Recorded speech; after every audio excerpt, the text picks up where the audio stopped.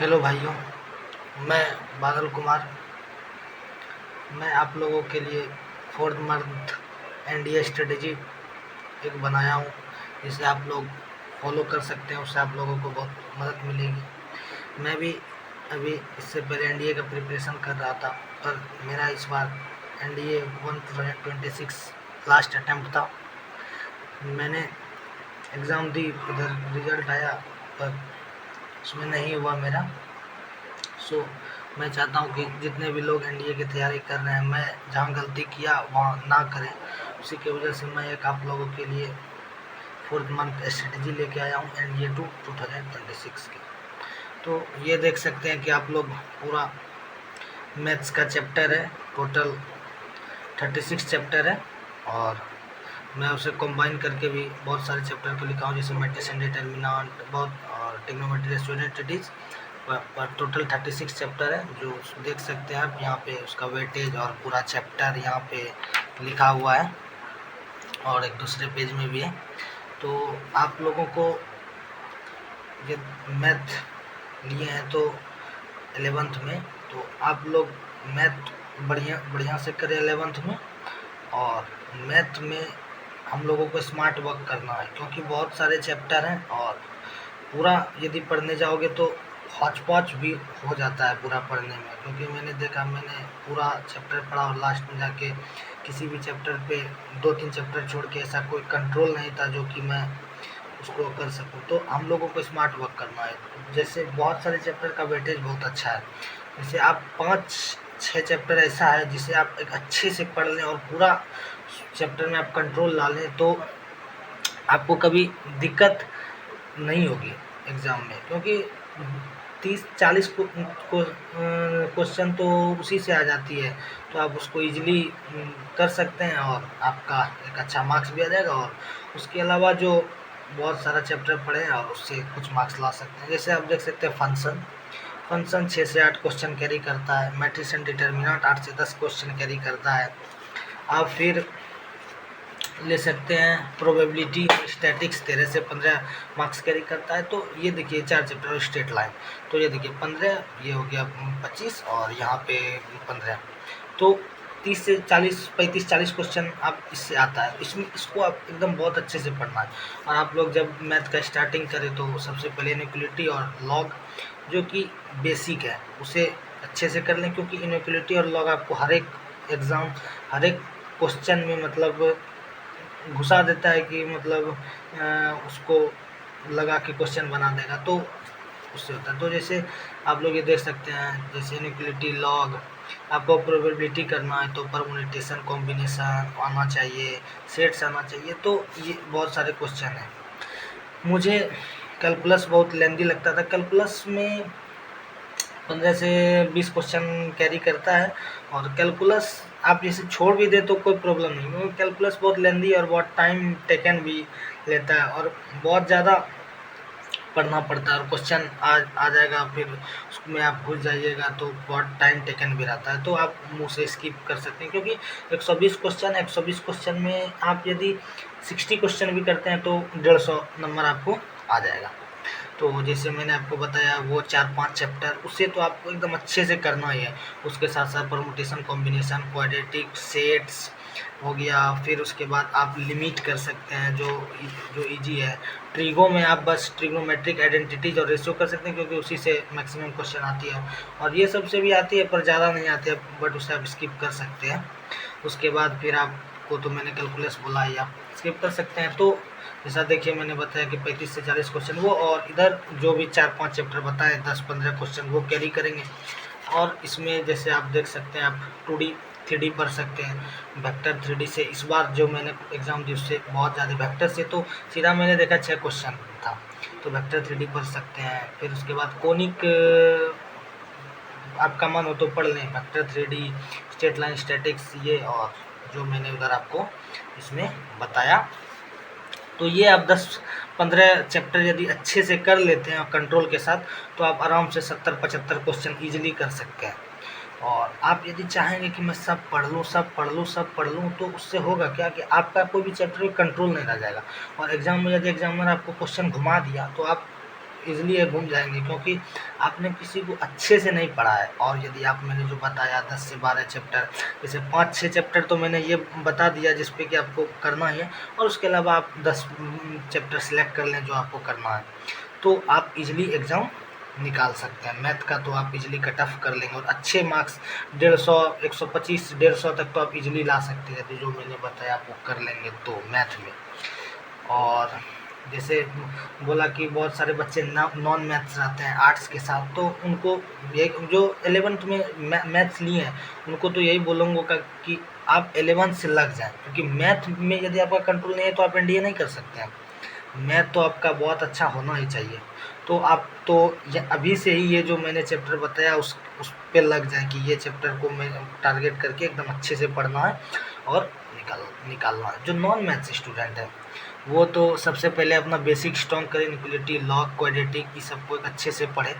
फिर उसके बाद धीरे धीरे जो मैंने सीक्वेंस बनाया है, परमुटेशन, बाइनोमियल, फिर धीरे धीरे धीरे पढ़ें। फिर फंक्शन पढ़ें, फंक्शन और ट्रिगो, ये सब थोड़ा पहले पढ़ लें, क्योंकि ये सब जो है ना आपको हमेशा हर एक क्वेश्चन में दिखेगा। ट्रिगो कहीं दिख जाएगा आपको, इनइक्वलिटी, लॉग, ये सब बहुत सारे क्वेश्चनों में बाइनोमियल यूज होता है। तो आप ये सब पढ़ लें, और आप जो मैंने 5-6 चैप्टर बताए आप वो एक अच्छे से कर लें, आपका मैथ इजीली हो जाएगा। 100-120 नंबर आप इजीली ला सकते हैं, कोई बड़ी बात नहीं है। अब मैं जीएटी की तरफ बढ़ता हूँ। तो मैंने आपको जैसे बता दिया कि मैथ्स में क्या क्या करना है, आप उसे फॉलो कर सकते हैं। मैं ये आप लोगों को एक बार चैप्टर का नाम भी लिख देता हूँ कि मैंने कौन से चैप्टर बोले, जो कि 35 to 40 क्वेश्चन कैरी करते हैं। पहला आपका फंक्शन, दूसरा matrix and determinant,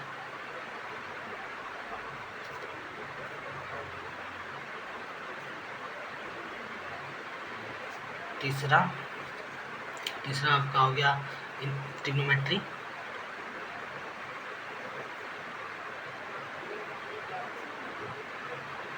ratio and identities, और चौथा स्टैटिक्स, तो पांचवा प्रोबेबिलिटी। ये आपका लगभग 35 to 40 क्वेश्चन कैरी करेगा, जो आपका 90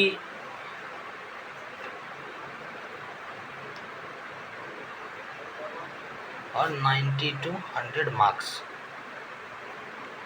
तो आप इसे कर सकते हैं, और उसके साथ आप चूज़ कर लें, जैसे आप चूज़ कर लें, क्योंकि आपको प्रोबेबिलिटी करना है तो क्वाड्रेटिक करना होगा, उसके साथ आप प्रोबेबिलिटी करना तो आपको परमुटेशन करना होगा, और क्वाड्रेटिक कर लें, 2 हो गया, बाइनोमियल कर लें, उसके साथ साथ आप सीक्वेंस कर लें, 4 हो गया, और आप उसके साथ साथ सेट्स कर लें, 5 हो गया, और ये लिमिट कंटिन्यूटी बहुत ईजी रहता है, आप इजीली कर सकते हैं इसे। तो कितना हो गया, 2, 4, 5, 6, 7 हो गया, और 7 के बाद आप एक स्ट्रेट लाइन कर लें, यहाँ पे ऐड स्ट्रेट लाइन भी कर लें, 6, तो आपका 40 प्लस हो जाएगा। तब इसे आप कर लेंगे तो आप आराम से 100 नंबर ला सकते हैं।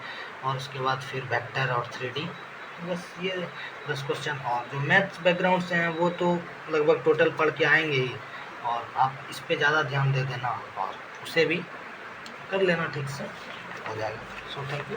अब आगे, और आपको यदि एनडीए निकालना है तो इंग्लिश तो भाई अच्छा होना ही चाहिए।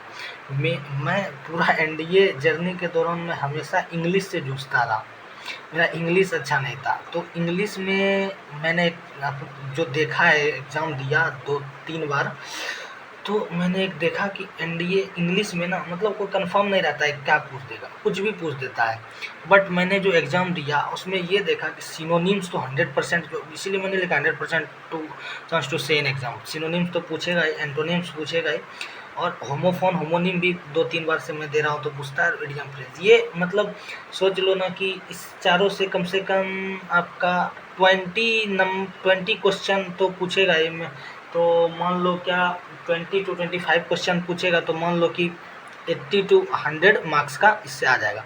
और उसके अलावा जिसका कि तो 80 to 100 मार्क्स का ये, और जो 70 to 80% चांस रहता है आने का, वो आपका हो गया पैसेज, PQRS, S1 S6। तो ये सब 70 to 80% चांस रहेगा आने का, तो आप उसे कर सकते हैं, जो 30-40 मार्क्स कैरी करेगा। तो 100-150 यहाँ से हो गया, और 40-50 आप पढ़ लें, मतलब कि आप नरेशन पढ़ लें, और भी बहुत कुछ जैसे ग्रामर पढ़ लें और फिल द ब्लैंक्स पढ़ लें, तो उससे आप हो जाएगा। तो आपको मैथ में लगभग इंग्लिश में आपको लगभग 130 से 140 नंबर तो लाना ही है, क्योंकि इंग्लिश एक तो मार्क्स जीएस में 4 का रहता है और इजी भी रहता है, तो आप इजीली 140 to 50 ला सकते हैं, क्योंकि उधर जीएस पोर्शन थोड़ा लेंदी हो जाता है, जिससे आपको प्रॉब्लम होगा, तो आपको इंग्लिश में मार्क्स अच्छे लाने होंगे। तो अब आगे बढ़ते हैं साइंस की तरफ। तो साइंस में आप यदि आप साइंस बैकग्राउंड से हैं तो आप तो साइंस इजी रहेगा, क्योंकि साइंस तो 9-10 बेसिस पे ही पूछता है, और आप यदि 11-12 में साइंस पढ़ के आए तो आपको बहुत इजी लगेगा साइंस। तो आपको इंग्लिश अच्छे मार्क्स से लाने हैं, और साइंस में भी आपको कोशिश करना है कि 140 to 50 तो ज़रूर लाएं, क्योंकि साइंस एक उतना हार्ड भी नहीं रहता है, और 50 क्वेश्चन रहते हैं, जिससे आप इजीली ला लेंगे यदि आप 9-10 अच्छे से पढ़े हैं। तो साइंस में आपको कोशिश करना है कि 140 to 50 मार्क्स तो लाने ही हैं, और इंग्लिश में। और यदि आप नॉन साइंस बैकग्राउंड से हैं तो आप लोगों को कोशिश करना है कि आपको जब भी प्रिपरेशन के दौरान साइंस में फिजिक्स पोर्शन लेंदी आता है, उसके बाद केमिस्ट्री तो बहुत ईजी आता है, हमें तो केमिस्ट्री बहुत ईजी लगता था, और बायो भी इजी रहता है। तो आप लोग को यदि नॉन मैथ और साइंस से हैं तो आप लोगों को ट्राई करना है कि इन साइंस में 100 से 110 मार्क्स तो ज़रूर लाएं, और जो यदि आप इंग्लिश भी, क्योंकि बहुत सारे होते हैं कि बिहार बोर्ड से रहते हैं तो उनका इंग्लिश थोड़ा कमज़ोर रहता है, तो आपको ट्राई करना है कि इंग्लिश में ये जो मैंने पूरे बताए इस पर एक अच्छे से कर लेना है, और थोड़ा तो आप इंग्लिश में भी 110 से 120 नंबर ला सकते हैं। और जो जिनका इंग्लिश स्ट्रॉन्ग इंग्लिश से पढ़ें तो आप लोग तो सोचें कि कम से कम 150 तो लाएँ, और साइंस, और जो साइंस बैकग्राउंड से उनका जीएस थोड़ा कमज़ोर रहता है, तो आपको तो मैंने बताया कि इधर इंग्लिश आप 140-150, साइंस 140-50, तो 280 से 300 इधर, और मैथ में तो मैंने जो चैप्टर बताया उसे आप करते हैं तो इजली 140 to 50 आ जाएंगे। तो अब मूव करते हैं जीएस की तरफ। जीएस में आपको ज़्यादा कुछ नहीं पढ़ना है, क्योंकि जीएस एक बहुत गहरा समुंदर है। तो आप लोग जैसे जीएस में आप लोग ज़्यादा कुछ नहीं, बस पहला मॉडर्न हिस्ट्री,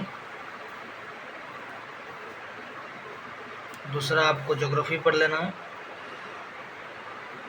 बस मॉडर्न हिस्ट्री 8 to 10 क्वेश्चन, और पूरा ज्योग्राफी 10 to 15 क्वेश्चन कैरी करेगा। यदि आप 20 से 25 क्वेश्चन भी करते हैं तो आप इजीली 80 to 100 मार्क्स ला सकते हैं, और ज़्यादा पढ़ना नहीं, क्योंकि आप यदि जीएस में घुसेंगे तो बहुत वास्ट है, उसमें घुसेंगे तो पूरा हौच-पौच हो जाएगा, उधर जो पढ़े हैं उसमें भी प्रॉब्लम हो जाएगा। तो आप यदि मैंने जो बताया आप इस स्ट्रेटजी से चलते हैं, और यदि जो आर्ट्स बैकग्राउंड से हैं उन्हें तो कोशिश करना है कि, क्योंकि आपको साइंस में अगर 110-120 और साइंस में भी आप थोड़े आती हैं, तो आपको जीएस में तो ट्राई करना है कि 140 to 150 लाना है, क्योंकि आप आर्ट्स बैकग्राउंड से आप लोग पढ़े रहेंगे 11-12 में। तो इस स्ट्रेटजी से चलते हैं तो आपको ईजिली 500 to 550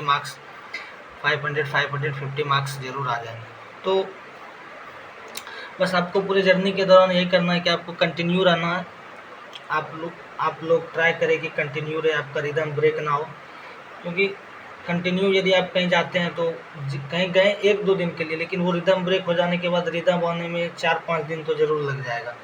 सो ट्राई करें कंटिन्यू रहें, और जब प्रिपरेशन के दौरान अवॉइड करें कहीं जाना, कोई भी फंक्शन या कुछ भी, क्योंकि 4-5 मंथ आपके पास रहते हैं, क्योंकि जानते हैं एनडीए के तैयारी के दौरान आपको टाइम ज़्यादा मिलता नहीं है। सो अच्छे से प्रिपेयर करें, और मैंने जो बताया आप इसे अच्छे से पढ़ लें, आप इजीली 500 टू 550 मार्क्स ला सकते हैं, क्योंकि आपको एक अच्छा मार्क्स, क्योंकि आपको यदि एसएसबी से इंटर होना है तो आप यदि 300 350 लाते हैं तो आप एसएसबी में आप गए, मान लो एसएसबी में आपने स्कोर किया तो आप मेरिट आउट हो सकते हैं। तो आपको एक अच्छे से अभी से ही एक बेस बना के चलना होगा, जो 500 मार्क्स कम से इसमें लाएँ, उसके बाद फिर 400, तो जिससे कि मेरिट आउट होने का चांस बहुत कम, क्योंकि एनडीए में मेरिट आउट बहुत होते हैं, क्योंकि 400 सीट रहता है और 700 750 बच्चे का आता है, तो उसमें 300-350 बच्चा तो निकल ही जाता है। सो थैंक यू, और अच्छे से प्रिपेयर करें, हार्ड वर्क करें, और आप लोगों को कोई प्रॉब्लम होता है तो आप मेरे इंस्टाग्राम चैनल से कांटेक्ट कर सकते हैं मेरे से, मैं यहाँ लिख देता हूँ।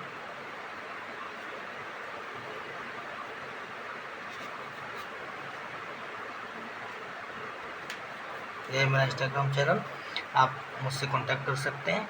So thank you.